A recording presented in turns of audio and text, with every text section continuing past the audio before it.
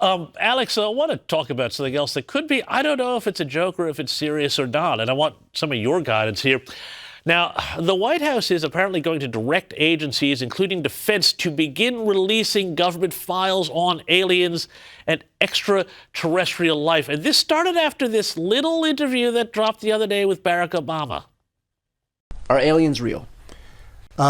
They're real, but I haven't seen them, and they're not being kept in, what is it? Area 51? Area 51.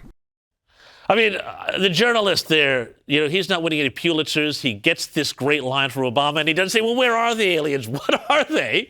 But apparently Trump has responded to this, and they are now saying that information that's been gathered, they are going to start putting it out. Here's Pete Hegseth. We've got our people working on it right now. I don't want to oversell how much time it will take, right?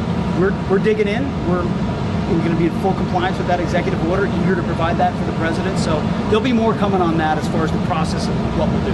Do you think aliens exist? We'll see. I get to do the review and find out along with you. Forget the Epstein files. These files could really blow those off the front page. What do you think, though? Is the truth out there? Is there something that we don't know?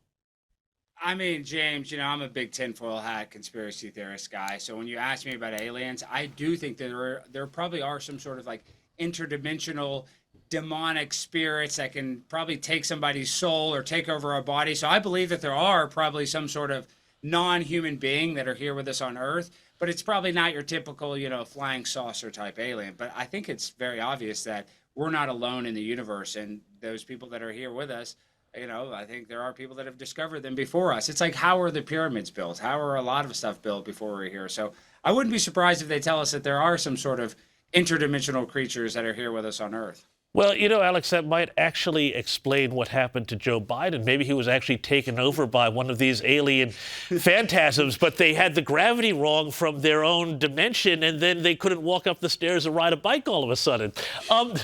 There was also a bit of comedy this week. I thought this was hilarious, and I know as a comedian you will have found this funny too. There was a story that Donald Trump faced some questions this week about whether he called into a TV show so that he could have a rant about the Supreme Court striking down his tariffs plan. Now, let me just play this. Have a look at this, and then let's talk about it. This is John Barron, and this is the worst decision you ever have in your life, practically.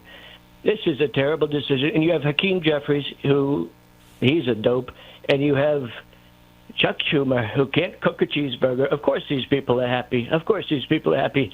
But true Americans will not be happy. And you have the woman earlier, I assume she's a woman, she's a Democrat, but she said she's disgraced. She's devastated. All right, by John. this.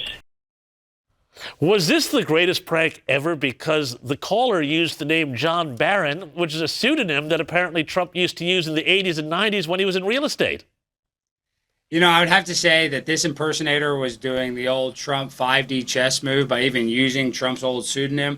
But at the end of the day, I even know personal Trump impersonators that are better than that. So I know for a fact that was not President Trump. But he's the most impersonated guy in the world. So anybody that actually believes that's him, I think they need to come to Jesus. They need to realize that was obviously a prank and not real.